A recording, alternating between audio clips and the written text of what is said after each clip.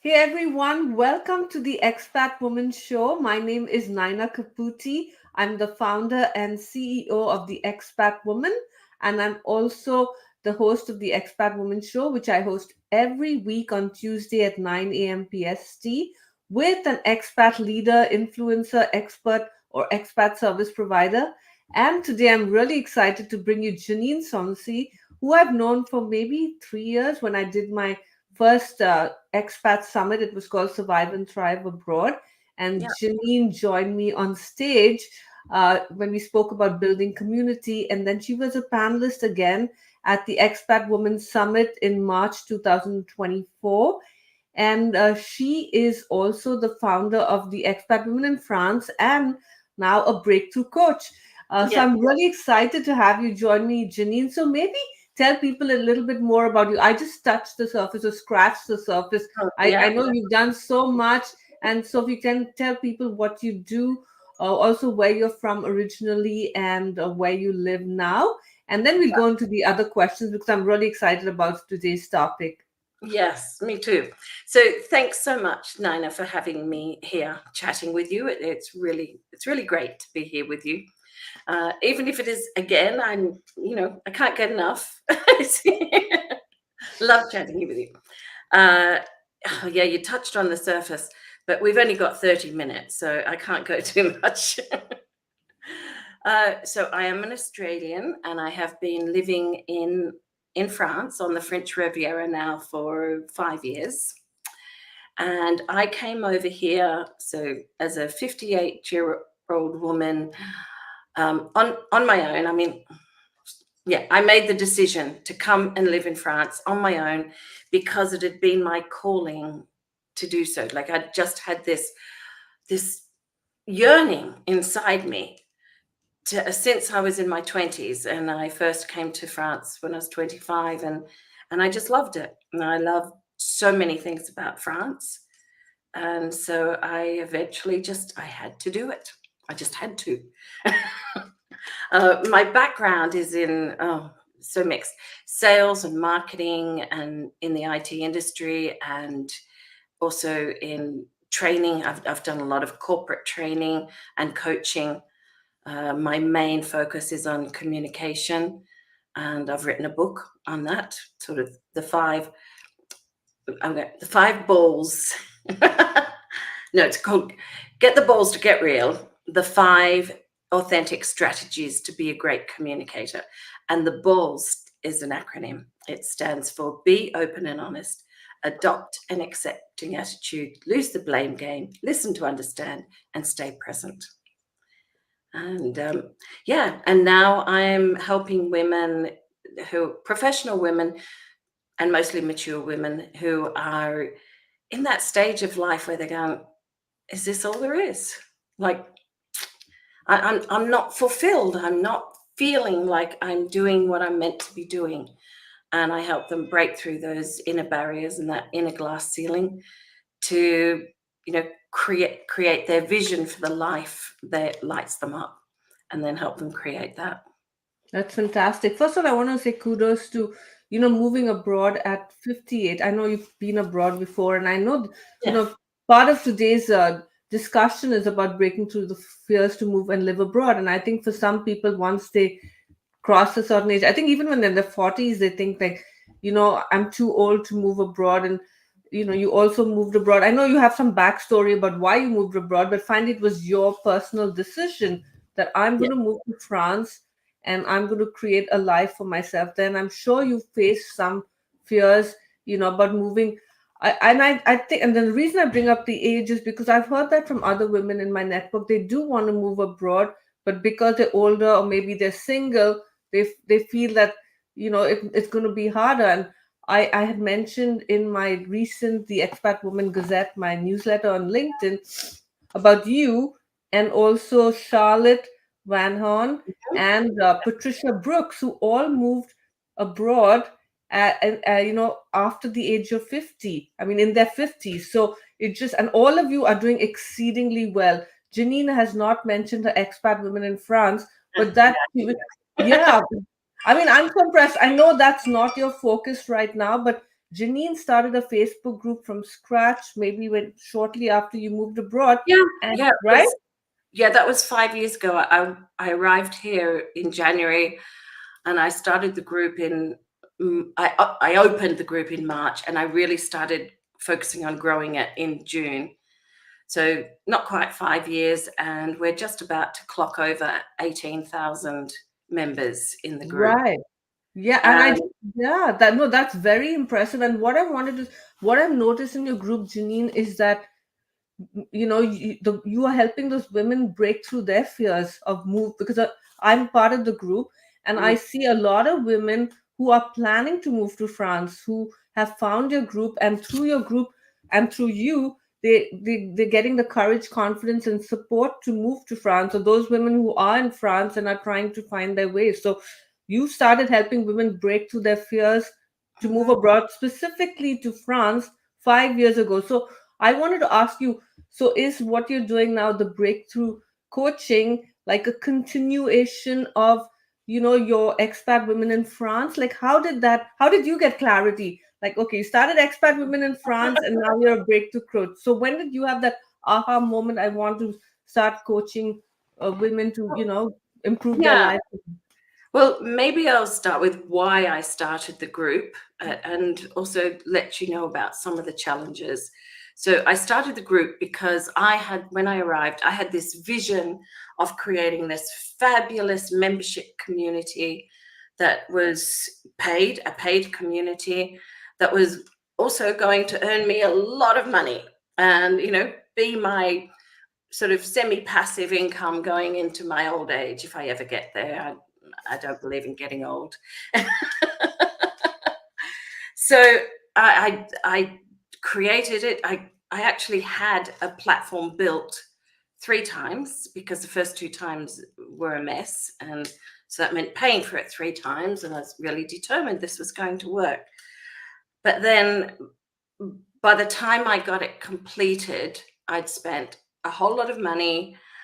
I'd got to the end of my money, and I'd also got to the end of my capacity, because it went live in September. In October, I realized I was at burnout. And in November, I got COVID. In December, I broke my big toe, which was just like, because I dropped a drawer on it. Like, can anything else go wrong? Well, actually, it could. And and then I was getting this pressure in my chest, and it was hard for me to breathe.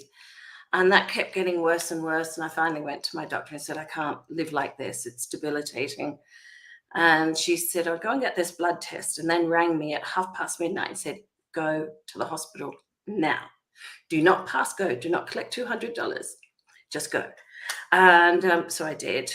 And I was in there on the Friday night. That was a whole other story, but oh my God, it was surreal. And on the Monday, I was having an angiogram, and the cardiologist, I'm going to say cardiologue, which is French, or cardiologist for all the English speakers. And he's saying, oh, we found the blockage. Yeah, your artery is 99% blocked. And I said, oh, which artery? And he said, oh, the main one in your heart. And I went, oh, okay. So I had kept going, and I'm like so grateful for my strong heart that managed to keep me alive, even though it only had like 1% capacity, which was crazy. So I did keep going, but there's also a story to this, in that I kept pushing too much and too hard. And Club Mojo Circle, my community, wasn't taking off. I wasn't getting I wasn't getting anyone to join and to pay, because I'd done such a great job with the free group on Facebook.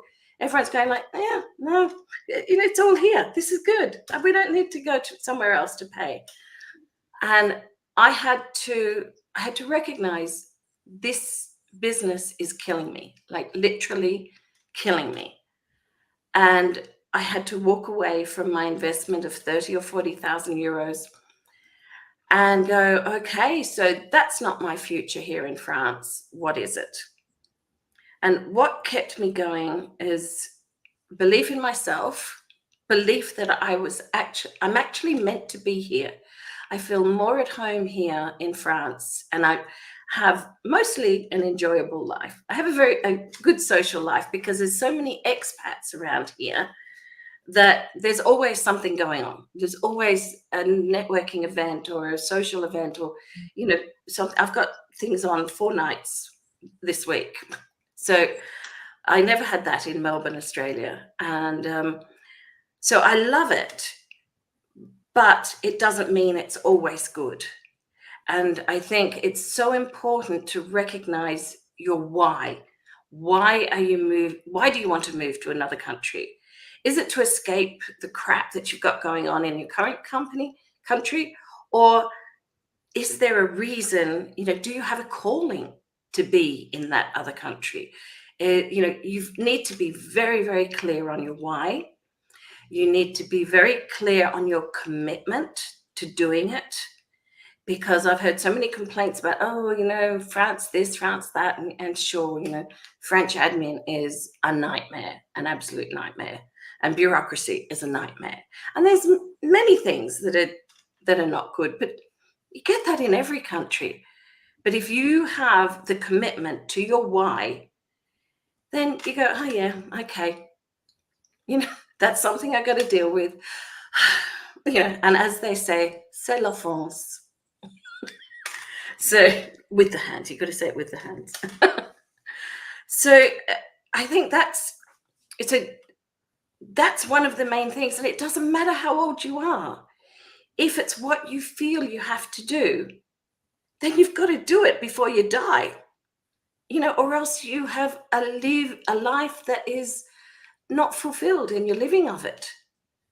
And then the resilience is also staying committed to that why, staying committed to your commitment to do what is right for you, and often taking big deep breaths, sometimes having a really good cry, and focusing on the one next step. Now, getting back to the question you actually asked me is how did I identify this is what I want to do, coach women through breakthroughs? Because I've done it so many times. I know, I've been there, I've done that. I understand what it's like, especially as a woman over 40. We have different challenges. It's harder to get a job. It's harder to find work. I'm looking for clients now, and I'd also love to get a contract doing facilitation and, more corporate training, because I love it. I love being in front of a group. But it's hard here in France, because if they're French jobs or French contracts, they want French speakers. And I've noticed that English, the contracts in the UK, they want someone who lives in the UK. So I'm sort of stuck, So I've gone around and round, and I've done a lot of soul searching to say, well, what really am I here to do? And what really can I help women do? And that's where I eventually, and working out your niche as a coach it's not an easy thing, especially if you are multi-talented. And I have lots of talents and lots of areas that I could go in.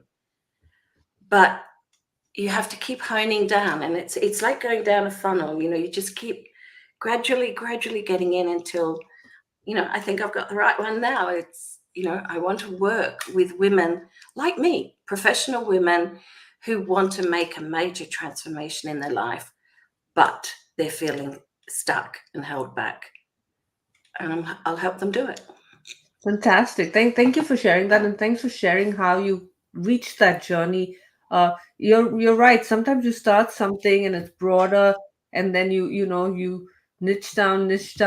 I mean, I put two pronunciations for it, but the riches are the niches, right? So, and it is hard. It is scary, because during the pandemic, I was the expat woman. I was a founder, but during the pandemic, I went broad. I just decided I will help all women who want to achieve success.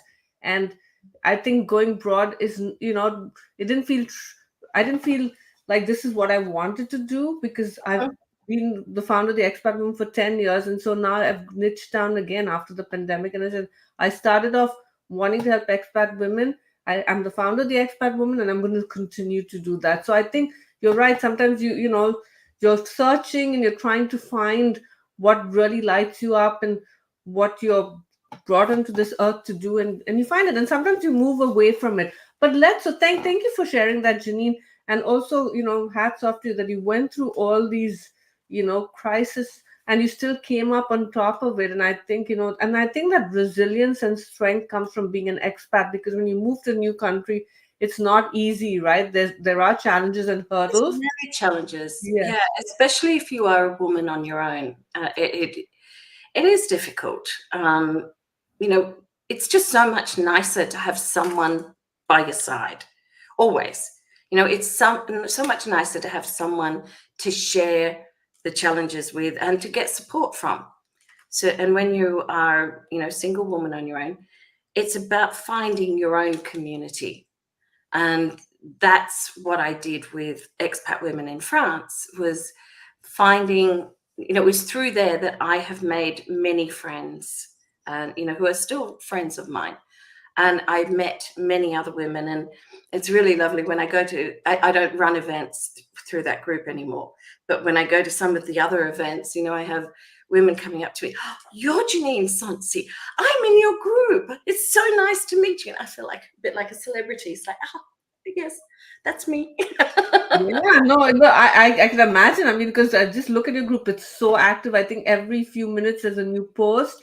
You're just bringing so many women, so you deserve to be a celebrity. And I'm hoping some of these women who are watching this will maybe become your clients, because, yeah, because I think it's just putting yourself out there and Yeah, showcasing your expertise, being on shows like mine, and, people will see all that you've achieved. And, so I hope you will get those clients and those corporate trainings, not just in France, but maybe in the US and other countries, because the world's global now, right? You can do virtual training. exactly. Yes. Yeah. Although I do love doing in-person training. It's Yeah. But just maybe they'll fly you. is there. You know, Sorry? a lot of companies do fly the Yeah. trainers. So maybe you should just, maybe that should be your focus, because I say maybe also look at the US. But let's move on. So Yes. so in terms of coming back to the topic of breaking to the fears to move and live abroad, so what are some fears?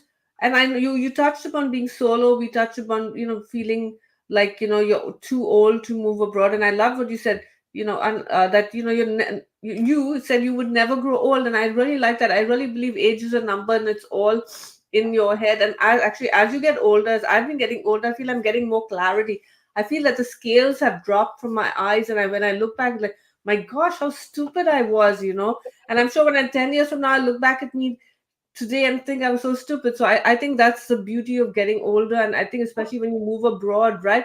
Because you're clearer about what you want from life. So let's talk about some other fears that women that you work with, or you've in your community have faced, either before moving abroad or when they move abroad. So let's talk about the fears and challenges, and then how can they overcome those fears? Okay. So one of the major fears that all women have, like this is the most common, uh, basically inner glass ceiling, is I'm not good enough. And I'm not good enough to do what I really want. And I had that. So because business wasn't thriving in Australia, and I thought, if I can't make it a successful business here in my own hometown, how am I going to do it in another country where I don't even speak the language? And that held me back. The other thing, because it was moving to France, had been my 5-year plan for 10 years. And the other thing that held me back, and this has got to do with the age, is my parents were both alive, and they were elderly and they were unwell. And, we thought they were like, they were close to death many times. Mum had advanced dementia. Dad, well, they were both in an aged care facility. And, Dad was he'd had a stroke at 58, but by now he was in a wheelchair, and, lots and lots of challenges on their behalf. And, part of me wanted to be there with them until the end. And I'm sure everyone thinks that. And the idea of moving halfway around the world was a difficult choice. But I also got to this stage where it's like I was waiting for them to die in the nicest way possible, And I'm sure other expat women who will recognize what I mean by that. I wanted to be there with them, but I also didn't know how much longer I could wait. And I was putting my life on hold. And, I had this yearning, but I'm holding back. And then someone, I had a channeled reading, and he said to me, what do you want to do? And I said, help women live a more fulfilling life. And he said, well, how well are you doing that yourself? And I said, pretty crappily. And he said, well, our purpose in life is not to help others. And I went, what? I've just spent 20 years in personal development, learning that it's all about serving others. And he said, no, our purpose in life is to live the happiest life we can for ourselves. And then we will attract people to us because we will have a high vibration energy, and people will want, I want what she's having. And I went, well, if that's the case, I may as well just pack up and go to France. And I did. In that moment, I decided, okay, I'm doing it. And then in the next few months, I got my house ready to sell and put on the market. It was auctioned off. I had a knee replacement because I needed it. I went into my osteopath and said, I need my knee replaced. And he said, oh, we don't just do that because you're moving to France. And I said, and then he played with it. Okay, then we'll do it. So I'm recovering from all of that. I'm packing up a house. I've got everything going on. And people used to say, oh, you're so courageous. But I didn't feel courageous. I felt committed. And I felt I'm doing what I need to do. So, yeah, fears, moving to France, not speaking the language, not having a job or an income source, not having a place to live, all these things. I threw everything up in the air. And then, threw all the cards in the air and then went, okay, how are they going to land? And often we just have to jump into the unknown. We just have to go, I don't know. The universe is calling me. I have to do what my heart says. I'm doing it. I'm going. And we don't have to have all the answers. We can work it out. And I think the anxiety that a lot of women feel is, I don't have all the answers. I don't know what's going to happen. And we have to just deal with that and go, well, I don't have all the answers. I don't know what's going to happen. How exciting is that? Because anything could happen and my life is open.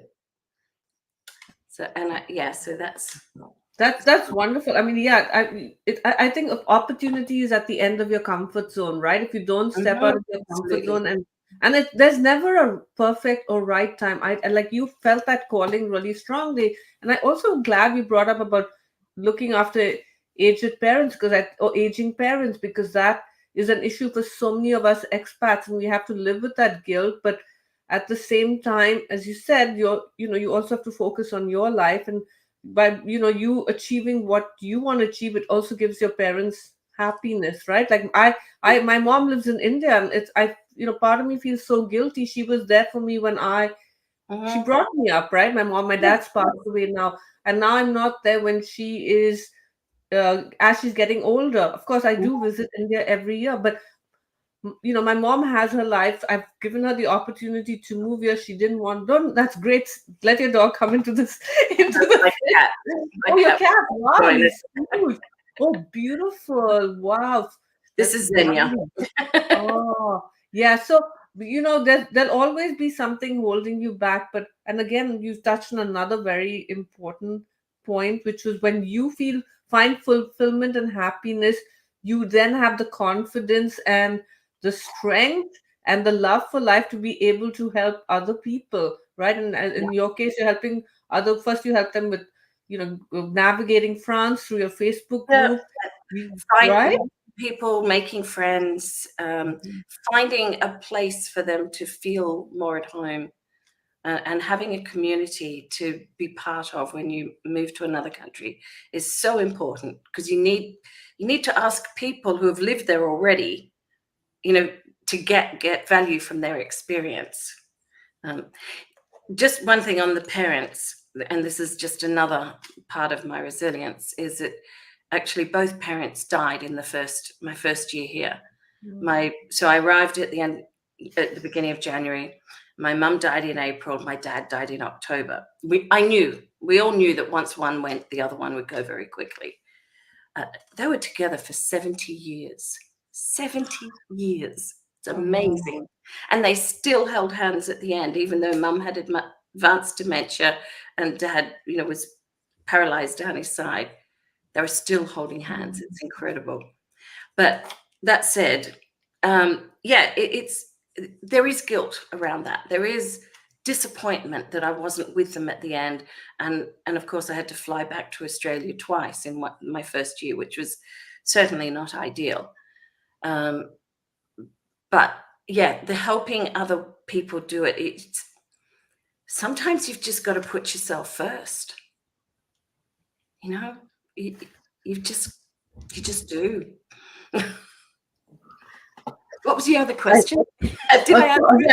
That was it. I wanted I have two more questions, and then we'll have you share how people can find you. But because we're talking about France, I wanted you to share what you love about France. Like, what are three things you love about France? What brought you to France? And then I know you live in a really beautiful area. So what made you choose that area? What you like? And if anyone who's interested in moving to France, what do they need to keep in mind? So first, what do you love about France? What do people who are looking to move to France need to know about, living life in France, getting over their fear to move and live in France?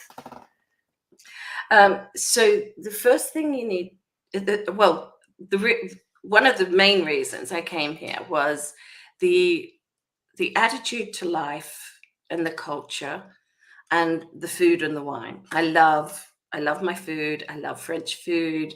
I love the wine. I can go out and I can buy a glass of wine downtown in my local village for €3. I mean, that's what, $3. So, and it's decent wine. It's not the best, not the greatest, but it's decent. And so I love that. And I love that, I've got my town, Vence. So Vence, in the Paca region, which is what's it called? I forget now. Pacific Alps, something, Côte d'Azur Maritime, something like that. And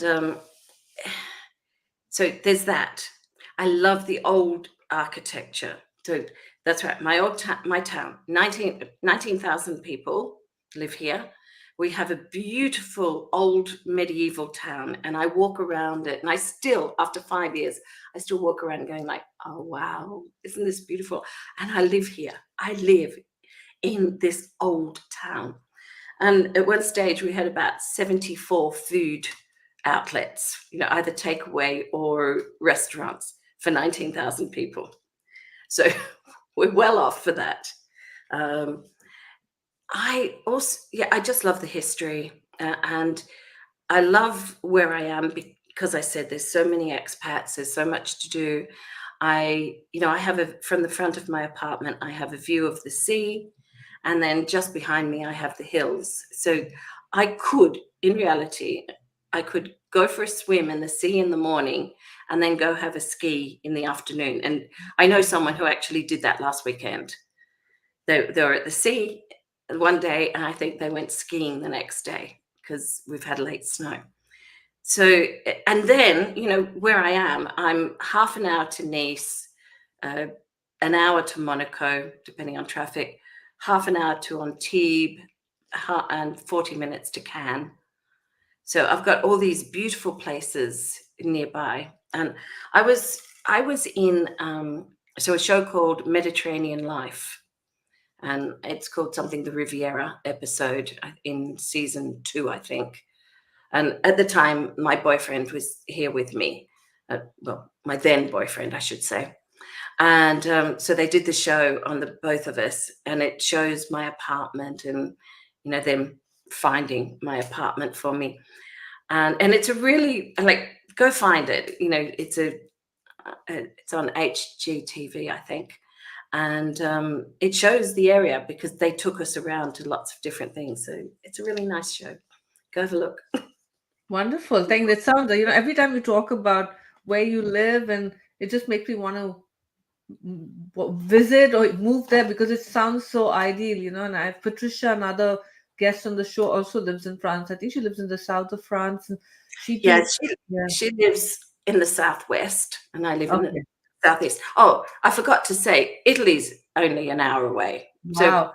in an hour, I can drive to San Remo, Italy. Wow, that sounds perfect. I mean, it sounds ideal, and that there is an expat community, because I think that's also important when you It is. move abroad. If you can find an expat community, no matter where they're from, I think we expats just have a different um, attitude to life, and we're just more open to meeting other people, and so I think you have the best of both worlds, and I'm sure you're learning French as well. So Yeah. let's talk about your breakthrough coaching. How do you help women? How can people find you if they're looking for breakthrough coaches? Do you have any, what is your, do you have a program? Is it one-on-one coaching? And is it for anyone or just expat women? And if it's expat women, because this is the Expat Woman show, if an expat woman contacts you, how would you specifically help them? I know that's a lot of questions, but I wanted to help promote you. 10 questions in one go. Okay, so I'm going to start with a little promotion. I haven't got any materials up on this, but I am organizing a retreat on the October 11th to 14th. And it's at this beautiful, like, old farmhouse hotel in the hills. And it's like away from everything. And I'm planning this lovely, deep exploration. So it's the Who Am I Really retreat, a journey into, deep self-discovery. So I just want to say it. If you want it, my website is getrealcommunication.com.